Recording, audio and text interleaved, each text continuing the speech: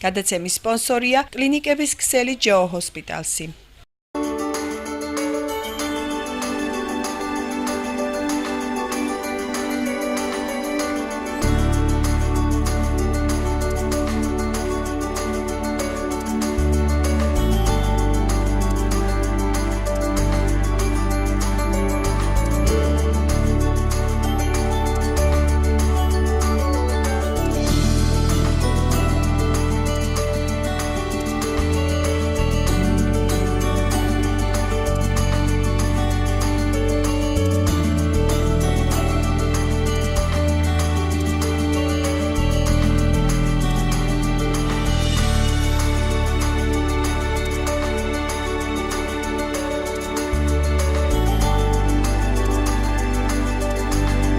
პაციენტ ტელემაყურებლებო, გადაცემა ჯანმრთელობა ტელეკომპანია გურჯანის ეთერშია, გამარჯობათ. მივესალმები იმ ტელემაყურებლებს, ვინც გვიყურებს, როგორც საქართველოში, ისე მის ფარგლებს გარეთ. შეგახსენებთ იმასაც, რომ გადაცემის სპონსორია სამედიცინო კლინიკათა ქსელი ჯეო ჰოსპიტალსი, რომელიც დაკომპლექტებულია მაღალკვალიფიციური სამედიცინო პერსონალით, აღჭურვილია უახლესი თანამედროვე სისტემის აპარატურით, ისე რომ ნებისმიერი მსურველი, რომელიც გადაწყვეტს ჩაიტაროს სრულყოფილი გამოკვლევა ან კურნალობა, მას მოემსახურებიან ევროპული სტანდარტებით. ასევე სიახლე არის ის, რომ ნებისმიერი პიროვნება, რომელსაც არ უნდა რომ იქ აღრიცხვის დროს ჩადგეს ცოცხალ რიგში, მას შეუძლია გაიაროს უფასო კონსულტაცია ცხელ ხაზზე 255-222 ტელეფონით, მას მისცემენ საუკეთესო რჩევებს და ასევე დააკვალიანებენ თუ რომელ ექიმთან მას სჭირდება ვიზიტი. და ასევე ოჯახის ექიმის დახმარებით მას რიგის გარეშე მოუწევს ექიმისთან ვიზიტით მისვლა. დღევანდელი ჩვენი გადაცემის სტუმარია გურჯანის ჯეო ჰოსპიტალსის სამიანო გინეკოლოგიური განყოფილების ხელმძღვანელი ბატონი მერაბ პაპუაშვილი. მოგესალმებით ბატონო მერაბ. ჩვენი ტელემაყურებელი ბატონო მერაბ, თქვენ ძალიან კარგად გიცნობთ, ხშირად გამოდიხართ ტელეეთერის საშუალებით და ვსაუბრობთ იმ თემაზე, რომელიც შეეხება მშობიარობას, ხანთა კონსულტაციას, რჩევებს იმ ახალგაზრდა დედებისათვის, რომლებსაც გადაწყვეტილი აქვთ, რომ იყოლიონ შვილი და ყველაფერი ეს ერთობლივად აღებული, მიმართულია იქითკენ, რომ ნებისმიერი ჩვენი ქალბატონი მომზადებული შეხვდეს ისეთ კარგ და ისეთ ყველაზე აუცილებელ პირობას, რომელიც არის დედობა. გურჯანის ჯეო ჰოსპიტალში ხშირად აღვინიშნია ერთ-ერთი წარმატებული სამსახური, ეს არის სამიანო გინეკოლოგიური სამსახური, რომლის ხელმძღვანელიც თქვენ ბრძანდებით. და იყო პერიოდები, როდესაც იქ საკმაოდ რაოდენობით იყო მშობიარე, იყო პირობები უფრო კარგიც და დღეს თითქოს შეიცვალა სიტუაცია, მართალია ტექნიკური საშუალებებით ყველაფერი მაღალ დონეზე გაქვთ თქვენ მოწყობილი, მართალია გაქვთ საუკეთესო სამედიცინო პერსონალი, აღჭურვილობა ყველაფერი, მაგრამ ხდება ისე, რომ თითქოს იმ რაოდენობის მშობიარე აღარ არის. მოდით ჩვენ ტელემაყურებლებს პირველ რიგში განვმარტოთ ის, რომ მშობიარობა ეს არ არის მარტო ერთჯერადი ის, რომ მივიდეს ბავშვი გააჩინოს და წამოვიდეს, ეს არის წინა პერიოდი, ის წინა პერიოდი, როდესაც აღრიცხვაზე დგება ფეხმძიმე ქალი და იმის შემდგომ მთელი ის პროცედურები, რომელსაც ის მიჰყავს მშობიარობამდე. აი ამასთან დაკავშირებით ჩვენს ტელემაყურებლებს კიდევ ერთხელ მიმოხილვითი ინფორმაცია გავაცნოთ ამის შესახებ. გისმენთ. მივესალმებით ჩვენ ტელემაყურებელს. ყველას უსურვებ ჯანმრთელობას და ბედნიერებას, გამრავლებას ოჯახში. პირველ რიგში მინდა გითხრათ, რომ მშობიარობა ეს არის ფიზიოლოგიური პროცესი. ეს არის ბუნებრივი პროცესი და მშობიარებს ოპტიმალური ვადა არის 40-52 კვირამდე. ეს იმას ანიშნავს, რომ 39-40-51 კვირა ეს არის ის ორსულობის ვადა, რომელიც თავისუფლად შეუძლიან ქალმა ატაროს ნაყოფი ბავშვი თავისი მუცელში, საშვილოსნოში და აი 42 კვირის მერე იწყება ვადა გადაცილება. აი ვადა გადაცილების შემთხვევაში 42 კვირის შემდეგ უკვე არის საჭირო ექიმის ჩარევა. 42 კვირამდე კიდევ ვიმეორებ 39-40-51 კვირის ჩათვლით ეს არის ის მშობიარობის ვადა, სადაც ფიზიოლოგიური მშობიარობა ხდება და ფიზიოლოგიური მშობიარობის ვადაა.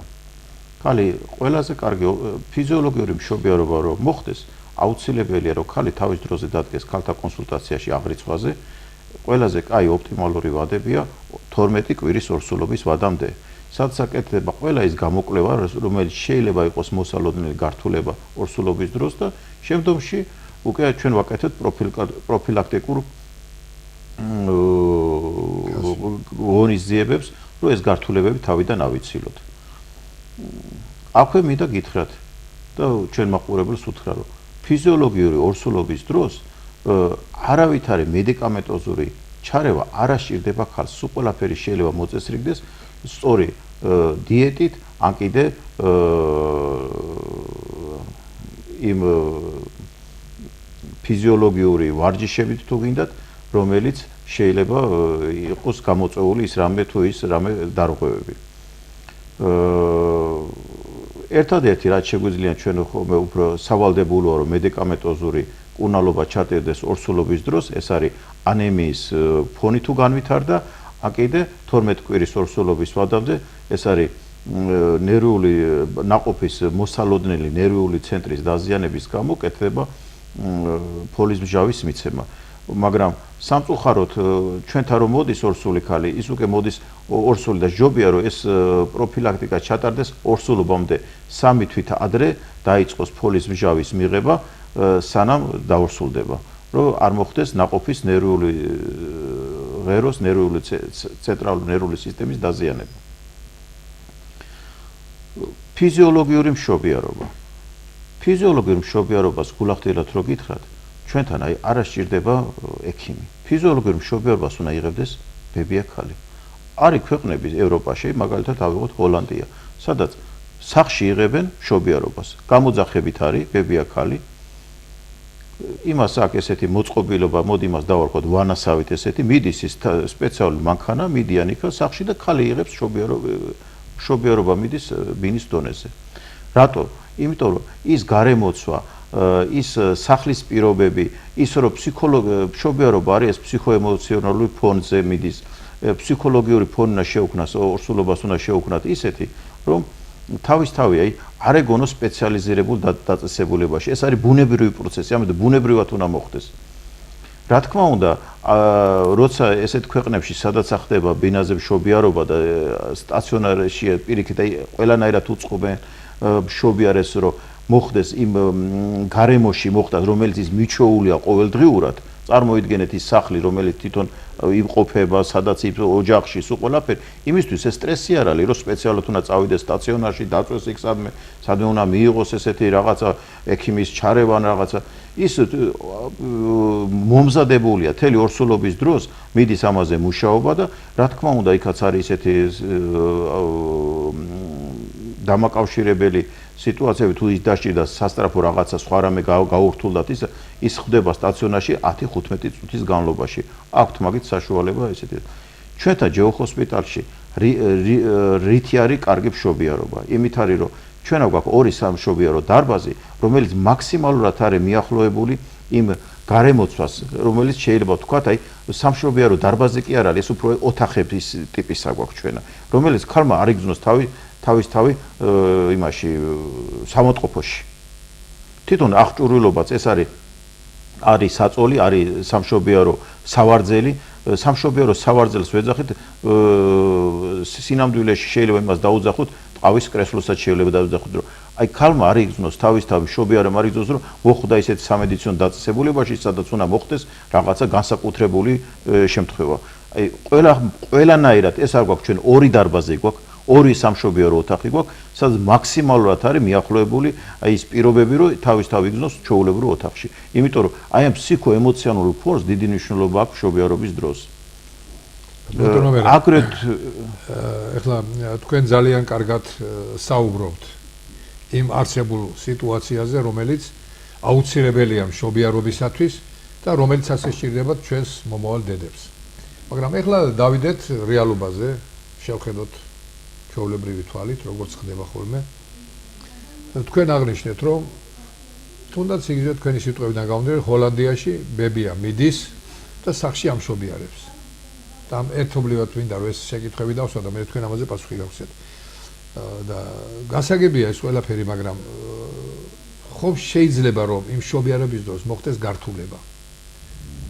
აქ უკვე აუცილებელია ექიმის განსაკუთრებით გინეკოლოგ ქირურგის ჩარევა, რომ სისხლდენა იქნება თუ სხვა რამე იქნება ისეთი, რომ ამ საქმეში ლოკალიზება მოახდინოს და არ დაგვეყუპოს პაციენტი, ეს ერთი. შემდგომ ოჯახურ პირობებში რამდენად ჰიგიენა დაცულია, იგივე მიკრობები და იგივე სხვადასხვა სახის დაავადებები.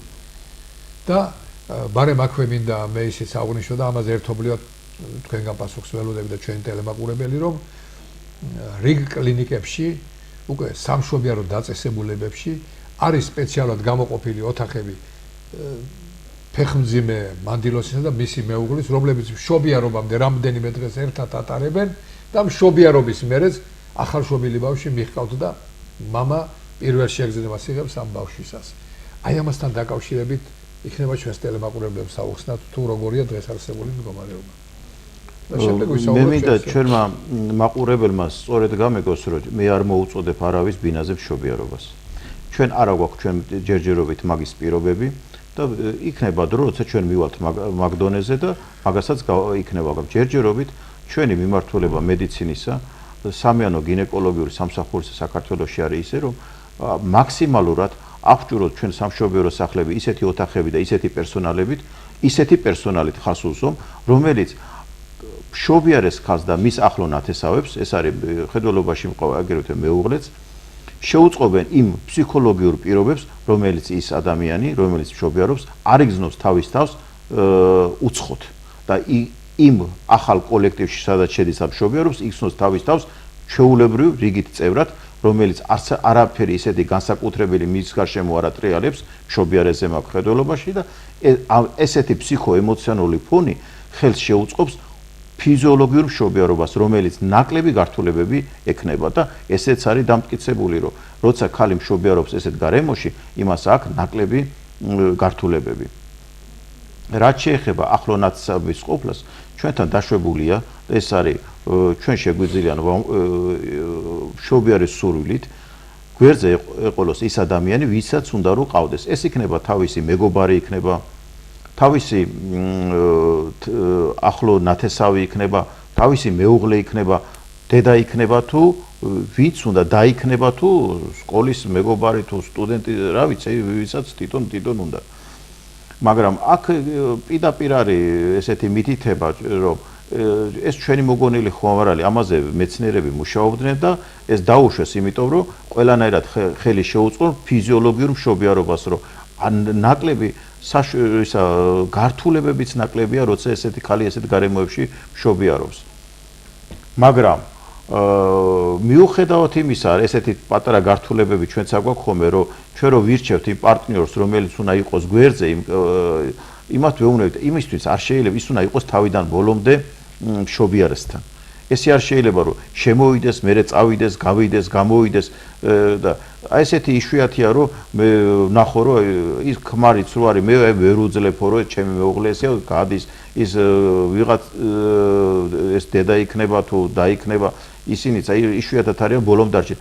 აქ აქვს ნიშნულობა რომ ის გვერდზე მდგომი მუდმივად იყოს იმას ჰიგიენურადაც დაცული იყოს, რომ იქ რამე მიკრობი არ შეიძლება. ეგ უკვე ეგ არის ჩვენი პრობლემა, ჩვენ უწყობთ იმას ისეთ მდგომარეობას, რომ ის უცხო ადამიანი, ესე ჩვენთვის უცხო ადამიანი და მშობიარებისთვის ყველაზე სანდო ადამიანი, ვისაც ენდობა, ის გვერდზე ყავდეს, იმას უწყობთ, რომ არაფერი ისეთი არ მოხდეს, რომ რა თქმა უნდა, რომ გიგიენური პროცესები არ დაირღვეს, რა თქმა უნდა. ყველაზე ამ დროს დიდი როლი აქვს ბებია ქალს, რომელიც მუდმივად იმყოფება მშობიარესთან და ყველანაირად უწყობს იმ პირობებს, ფსიქოემოციონალურ ფონზე ლაპარაკი, რომ მშობიარემ თავის თავი არ იგზნოს თავისი თავი უცხოთ და პირიქით ის ბებია ქალი მიიღოს ყველაზე თავისი ახლობლად. აი ჩვენ ეს ბებია ქალები საკმაოდ დიდ კვალიფიცირებული ყავს ჯეო ჰოსპიტალში და ამაზე მართლა შეგვიძლია დიდი იმით ვილაპარაკო, რომ მართლა ესეთი პროფესიონალი ბებია ქალები ყავს. ეხლა გართულებები, მე არ მინდა უცხო ქვეყნებზე ვილაპარაკო, როგორც ჰოლანდია და საფრანგეთია და ასე შემდეგ, არის ქვეყნები, რომელიც ეხლა იყო ესეთი მოდა ბასენებშიც, წყალშიც ამშობიარებდნენ, მაგრამ ეგ არის ცოტა სხვა თემაა და ამაზე შეგვიძლია მე სხვა დროს ვილაპარაკოთ, მაგრამ იქ სადაც ესეთი რამე ხდება გართულებები, რა თქმა უნდა, იქ არის ისეთი მომსახურეობა და ისეთი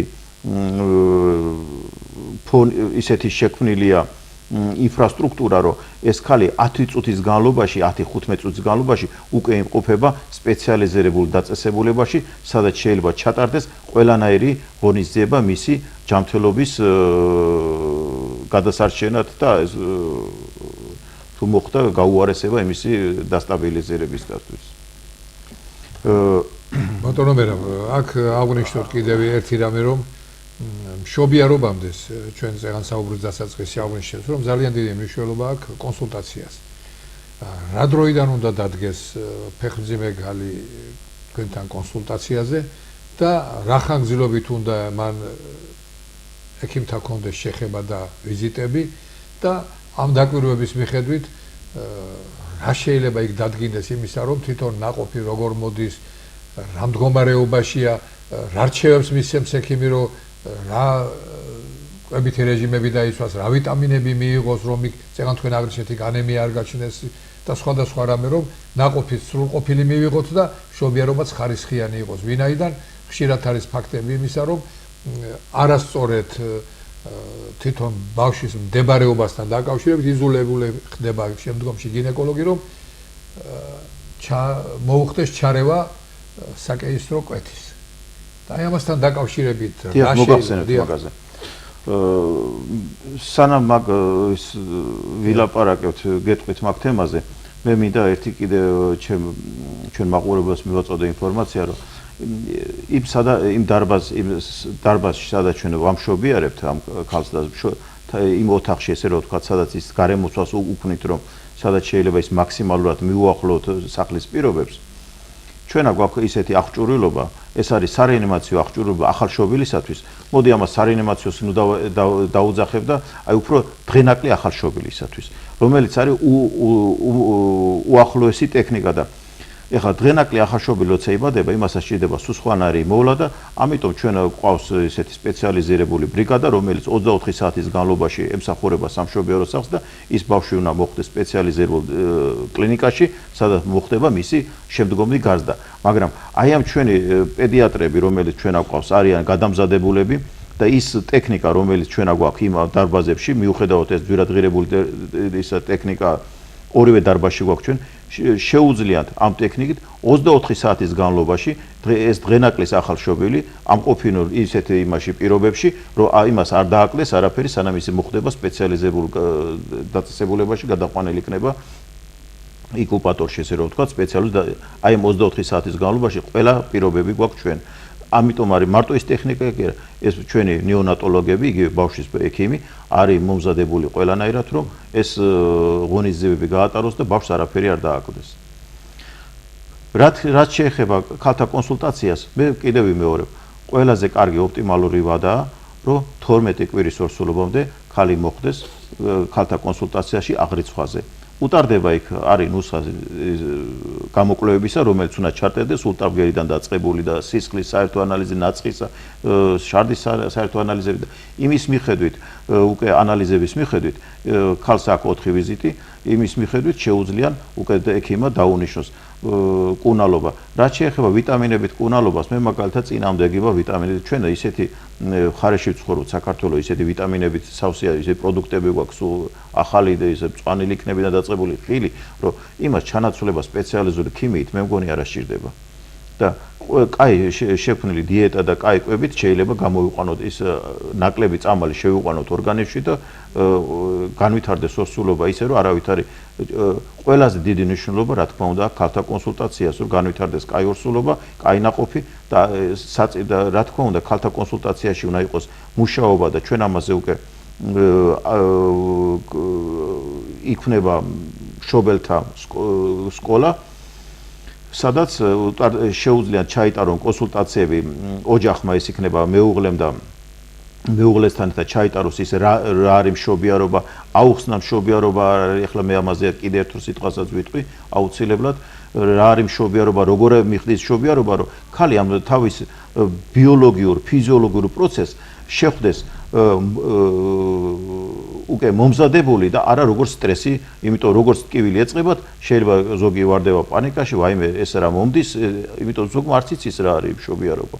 და აქედან რა თქმა უნდა იზრდება საკეისრო რიცხვი, საკეისრო კვეთების რიცხვი. მშობიარობა იწყება როგორც გითხარით, დროული ორსულიდან, ეს არის 39-40, 41 კვირის ჩათვლით. მშობიარობა არის სამი პერიოდისაგან შედგება. პირველი პერიოდი არის საშვილოსნოს ყელის გახსნა, რომელიც პირველ მშობიარობაში შეიძლება გახანგრძლივდეს 10-12 საათით და განმეორებით მშობიარობიდან 8-10 საათით.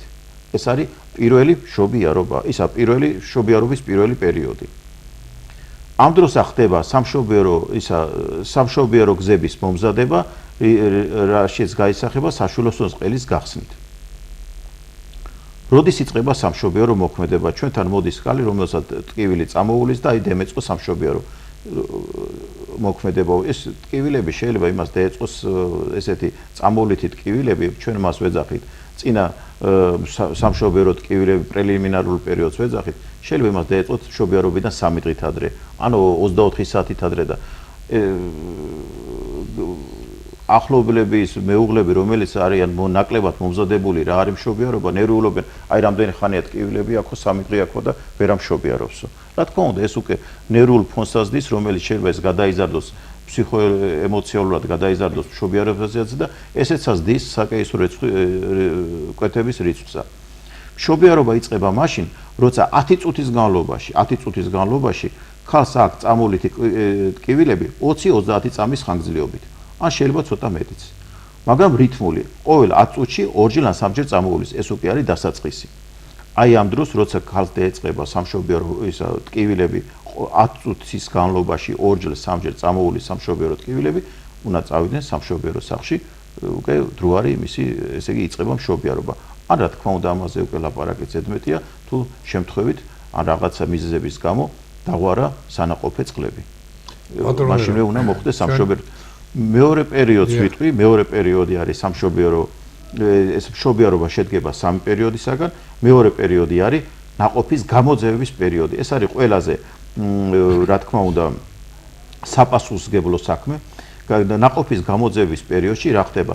ნაყოფი აკეთებს კონფიგურაციას, თავის ძვლები ერთმანეთში შედის, რომ გაიაროს ძლოვანი მენჯი. აი ძლოვანი მენჯის გავლის შემდეგ ბავშვი იბადება. აი აქ უკვე დიდი როლი აქვს ბებია ქალს, როგორ მიიღებს ბავშვსა, როგორი დაცვითი მიიღებს, რომ ნაკლები ტრავმატიზმი მიაყენოს იგივე ნაყოფსაც და დედასაც. და აი ეს ჩვენი ბებია ქალები ამაზე არიან ძალიან დიდი პროფესიონალები ამ საქმეში და აი ფაქტიურად ყველანაირად დიდი დობას იმსახურებენ. და მესამე პერიოდი არანაკლებ საპასუხისმგებლოა, ეს არის მომყოვლის გამოძევის პერიოდი. ბავშვის დაბადების შემდეგ იბადება მომყოლი, რომელიც უნდა აუცილებლად უნდა დამთავრდეს იმით, რომ მთლიანად უნდა გამოვიდეს და საშვილოსნო კარგად შეიკუმშოს, რომ არ იყოს სისხლის დენა. აი 2 საათის შემდეგ მშობიარობა დამთავრებული ითვლება და ქალი გადაყავს მელოგინეთა განყოფილებაში. აი ამ მშობიარობას არ ექნება ადგილი. ხო, გართულება თუ ყველაფერი ქალთა კონსულტაციიდან დაწყებული და თუ ქალი ფიზიოლოგიურად აი მომზადებულია მშობიარობის, გართულებები არის 100-დან რო ვთქვათ 1-2%. იშვიათია რომ გართულდეს, როცა ქალი ფსიქოლოგიურად მომზადებულია, რასთან აქვს საქმე. ამიტომ მე ყველას მოუწოდებ, რომ აი ეს შობელთა სკოლას, რასაც ჩვენ ვეძახით, ქალთა კონსულტაციის პირობებში გაიარონ. არა მარტო მშობიარებ, არამედ იმის ახლო ადამიანმა, ეს იქნება მეუღლე, იქნება თუ ვისაც უნდა რომ ამ მშობიარობაზე იყოს დასწრებული წინასწარ იცოდეს ამ ქალმა, რომ ეს მშობიარობაზე თუ უნდა რომ ვინმე ყავდეს გვერდზე. ესეთ შემთხვევაში. გასაგებია თქვენ ეს ყველაფერი კარგად აღნიშნეთ, მაგრამ მე უბრუნდები ისევ იმას, რომ მაინც ეს მოდათქცეული საკეისრო კვეთა ჩვენ აღვნიშნეთ, რომ ხშირად აუცილებლობას წარმოადგენს, მაგრამ არის ფაქტები იმისა, რომ მშობელს უნდა რომ დაამტყიოს რაღაც ღირსშესანიშნავ თარიღს, შინაურის ვინმეს დაბადების დღეს სხვადასხვა და უცდის იმ თარიღს, როდის პლუს მინუს სადაც 5 დღეში შეიძლება გადასცეს ან ადრე მოხდეს ამისი ის, მაგრამ არის კიდევ ერთი ფაქტორი, ბატონო მერაბიმისა, თქვენ ამას ალბათ ახლა ახსნით და ჩვენს ტელემაყურებელს ეთქვით, რომ ქალი იზრდება ბავშვობაში. როდესაც დედა უნდა რომ მისი შვილი მომავალი დედა გახადო შემდგომში, მას ურჩევს და მიმართავს იმ ხერხს რომ ბავშვი დროზე დასვას, რომ მენჯები გაუგანიურდეს, რომ იქ სხვა ფიზიოლოგიური ფაქტორებია იმისა, რომ მშობიარობის პერიოდში ბავშვს ქალს საშუალება ჰქონდეს, რომ როგორც ძროვანი სისტემა მისი რომ გაიშალოს, გამოვიდეს, რომ იქ რაიმე ტრავმების ადგილი არ ჰქონდეს და დღეს ახლა პირიქით მოდასავით არის, რომ ქალს უნდა ჰქონდეს ვიწრო მეჯები, ვიწრო ის და ამ დროს მისთვის რთულია ბუნებრივი მშობიარობა, ცხადია ეს ყველაფერი და ამასთანავე ერთად კონსულტაციის დროს თქვენ ამას ალბათ ისევ აღნიშნავთ, რომ ხშირად ქალი ექიმს უმალავს იმას, რომ მას ბავშვობაში რაიმე ტრავმა ჰქონდა გადატანილი. და ამიტომ არის რომ მშობიარობის დროს ის უკვე მე შესაძლებელია ხეიბარი გამოვიდეს სამშობიაროდან, იქ ძვლები თავის ადგილზე დროზე ვეღარ ჩაჯდეს და სხვადასხვა ფაქტორი, რომელიც ეს მისთვის აუცილებლობას წარმოადგენს. ამასთან დაკავშირებით თქვენ რას გეტყვით და რას ჩვენს ტელემაგურებს რას ურჩევთ? სამწუხაროდ საკაისრო კვეთის რიცხვი გაზრდილია საქართველოში და არა მარტო გურჯაანში. გურჯაანში სხვათა შორის ჩვენ არ აგვაქვს დიდი პროცენტი, ჩვენ აგვაქვს საშუალოდ აგვაქვს 30% მშობიარობიდან. ეს არის ნორმის უფრო ცოტა ზევითა ზღვარი სხვასთან შედარებით. ხშირ შემთხვევაში საკაისრო კვეთა კეთება უფრო ორსული ქალის და მისი ახლო ნათესავების დაჟინებული თხოვნით. ეგეც კეთდება იმიტომ, რომ არ იციან მშობიარობასთან როგორ მშობიარობის შიში აქვთ, არ არიან მომზადებული ფსიქოლოგიურად და პირდაპირ ითხოვენ საკაისრო კვეთას. ძალიან სამწუხაროა ხოლმე, როცა ქალი მოდის და პირველი ნამშობიარი ყავო და მეორეზე ითხოვს საკაისროს. რა ვეუბნებით, რატო ითხოვს საკაისროს? შემდგომ ნამშობიართანაც 2 წელია გასული პირველ მშობიარობიდან. იმიტომ რომ აი პირველი მშობიარო გამიჭირდა, რთული მქონდა, ტკივილები მქონდა და ესეთი რაღაცები. და მე ესე მინდა ყველას უთხრა და აუხსნა, რომ მეორე მშობიარო უფრო ადვილია, იმიტომ რომ როიტყვიან ხოლმე ესეთი მაბატიეთ გაყაფულია ეს უფრო გზები, სამშობიარო გზები მშობიარობიდან და უფრო ადვილად აჩენს ქალი და რა გაურკვეველია ხოლმე მიუხედავად რომ მაინც ითხოვენ საკაისრო კვეთას.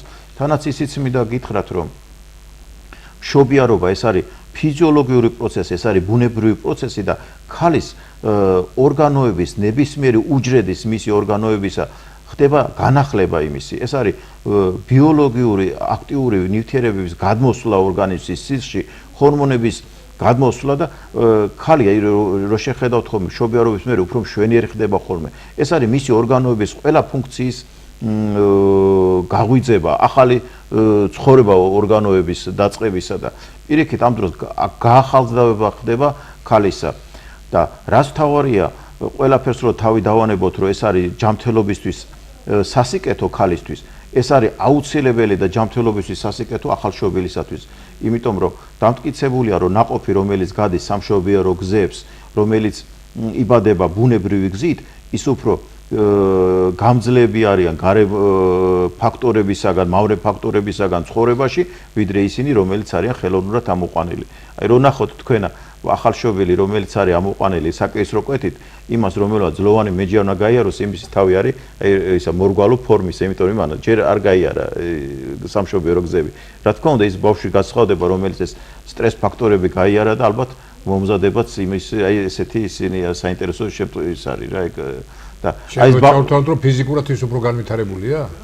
ფიზიკურად ესე პირდაპირ ვერ ვიტყვი, მაგრამ თვითონ მეცნიერულად ლიტერატურაშიაც და ისედაც უკვე ეს დამტკიცებულია, რომ ის ბავშვები, რომელიც იბადებიან სამშობიარო გზების გავლით, ფიზიოლოგიური მშობიარობიდან, ისინი უფრო არიან აი გარე მავნე ფაქტორებისაგან უფრო ნაკლებად გამძლეები არიან, უფრო გამძლეები არიან, ვიდრე ისინი, რომელიც არიან ხელოვნურად საკაისრო კვეთით, ეხლა ხელოვნური მშობიარობა საკაისრო კვეთით ამოყვანილები.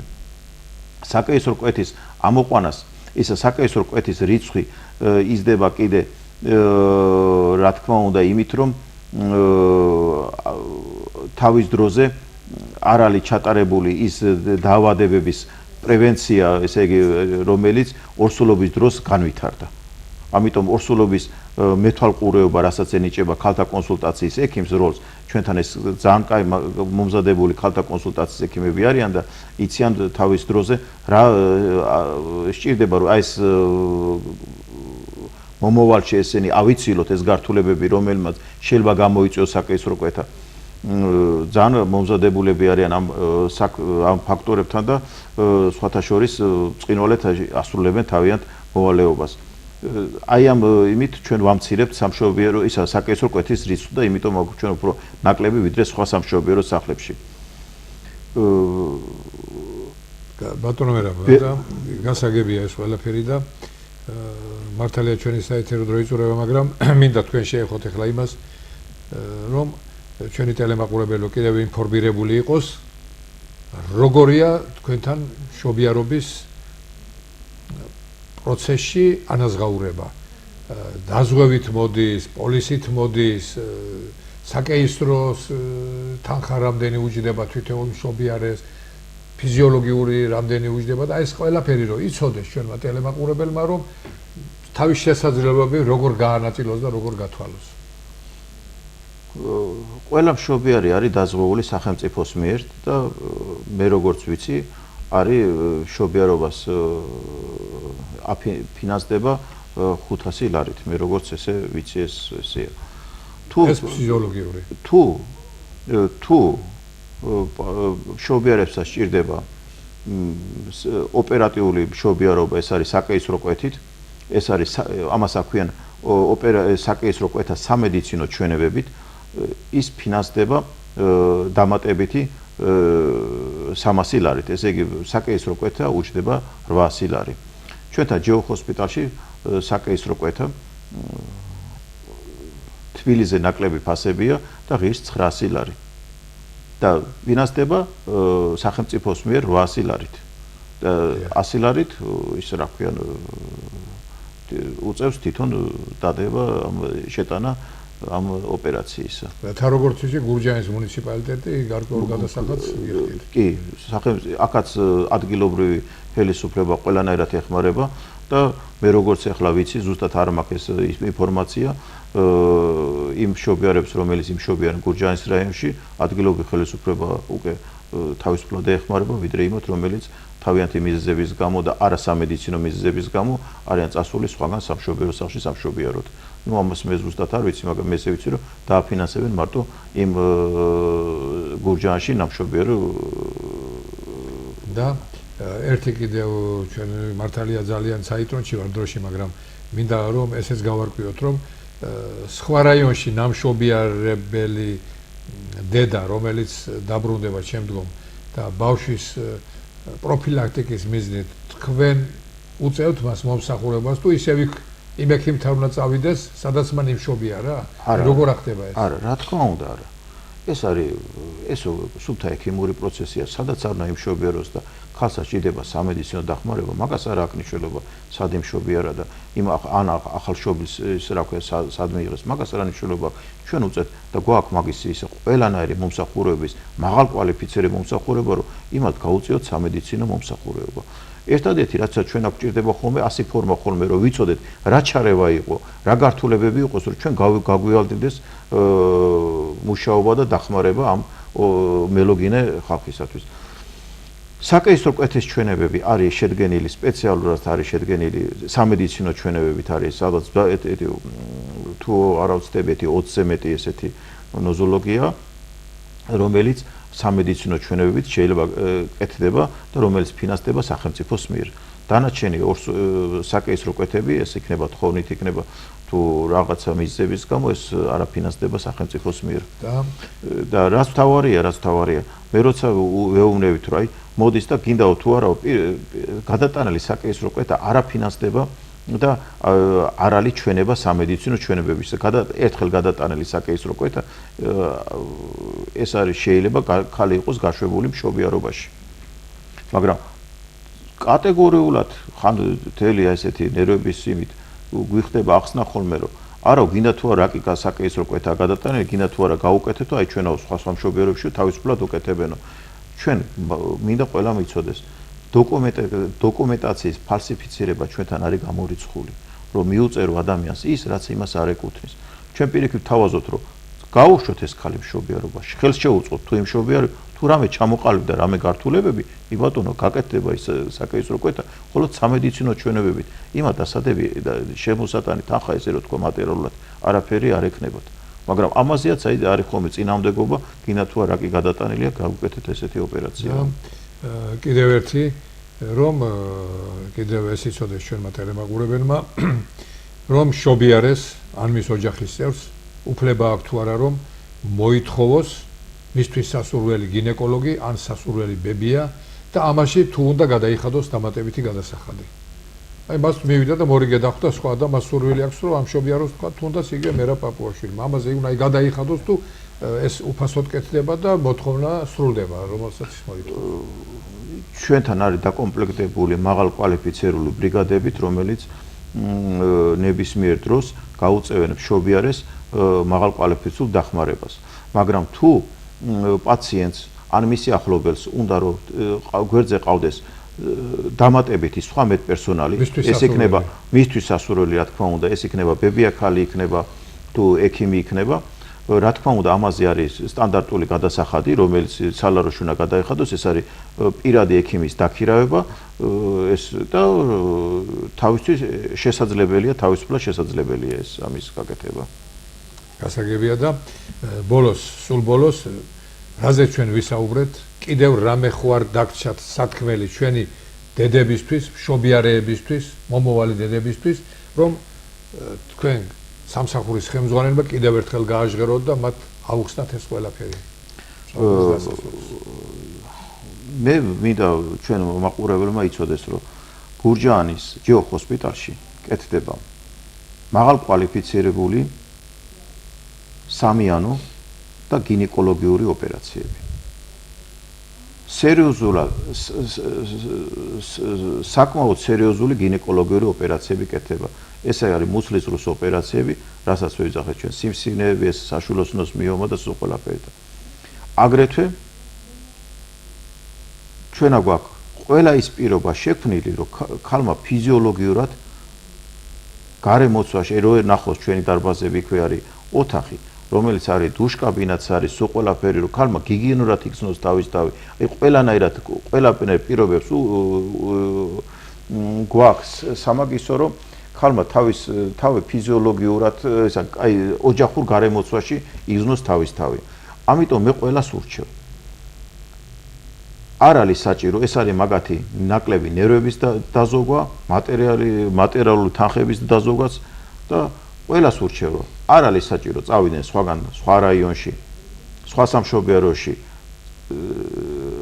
სამედიცინო მომსახურებისათვის, როცა გვერდზე აქვე გურჯაანის ცენტრში ესეთი ჯეო ჰოსპიტალია, სადაც არის სამიანო გინეკოლოგიური განყოფილება, უმაღლესი ტექნიკით აღჭურვილი და ყველანაირი პირობებს ქმნის, რომ ყველა შემთხვევა იყოს ფიზიოლოგიურად წარმართული და ნაკლები გართულებებით. დიდი მადლობა. პატრონო ტელემაყურებლებო, მინდა ისევ და ისევ შეგახსენოთ ის, რომ გადაცემა ჯანმრთელობის სპონსორია სამედიცინო კლინიკათა ქსელი ჯეო ჰოსპიტალს, რომელიც დაკომპლექტებულია მაღალკვალიფიციური სამედიცინო პერსონალით, აღჭურვილია უახლესი თანამედროვე სისტემის აპარატურით, ასევე საშუალება არის იმისა, რომ თითოეულ მიმსვლელს მოემსახურონ ევროპული სტანდარტებით. კიდევ არის ის სიახლე, რომ იქ ვიზიტისას არის უფასო ცხელი ხაზი 255-222, სადაც ნებისმიერ მსურველს შეუძლია დარეკოს, მიიღოს საუკეთესო რჩევები და კონსულტაციები და იმის საშუალებით ოჯახის ექიმთან ერთად მან თავიდან აიცილოს რიგში დგომა და ურიგოთ მოუხდეს მას ექიმთან ვიზიტი. ისე რომ ეს ყველაფერი თქვენთვის არის გათვალისწინებული. მე მაინც წარმოგიდგენ ჩვენი დღევანდელი გადაცემის სტუმარს, გურჯაანის ჯეო ჰოსპიტალზე სამიანო გინეკოლოგიური სამსახურის ხელმძღვანელი ბატონი მერაბ პაპუაშვილი. ბატონო მერაბ, დიდი მადლობა აქ მომბრძანებისათვის. კიდევ ერთხელ საინტერესო საუბრისათვის, რომელიც ეხება ისეთ საინტერესო დარგს, ისეთ აუცილებელს, რომელსაც ჩვენ ასე ვთვლით, რომ ეს არის სამიანო გინეკოლოგიური სამსახური, სადაც სიცოცხლე იბადება და თქვენს მარჯვენაზე, თქვენს გამიზნულ მოქმედებაზე არის ყველაფერი გათვალისწინებული, რომ ჩვენ ყავდეს ჯანსაღი და ნიჭიერი და ჯანმრთელი თაობა. და სწორედ ეს საუბრები მიმდინარეობს და იმიტომ არის აუცილებელი, რომ ჩვენმა მოსახლეობამ კიდევ ერთხელ ირწმუნოს თქვენი, კიდევ ერთხელ მას მიეცეს საშუალება იმისა, რომ თქვენი საშუალებით დარწმუნდეს იმაში, თუ რა სიკეთეა ეს ყველაფერი მისთვის და სწორ მკურნალობას, სწორ გამოკვლევებს მნიშვნელობა აქვს მისთვის ის, რომ ეს ყველაფერი სრულიად უსაფრთხოდ და ჯანსაღად ჩატარდეს. ყველას მიზანი ეს არის. მინდა თქვენთან დავიმშვიდობო ჩვენს ტელემაყურებლებს, კარგად ბრძანდებოდეთ მომავალ შეხვედრამდე.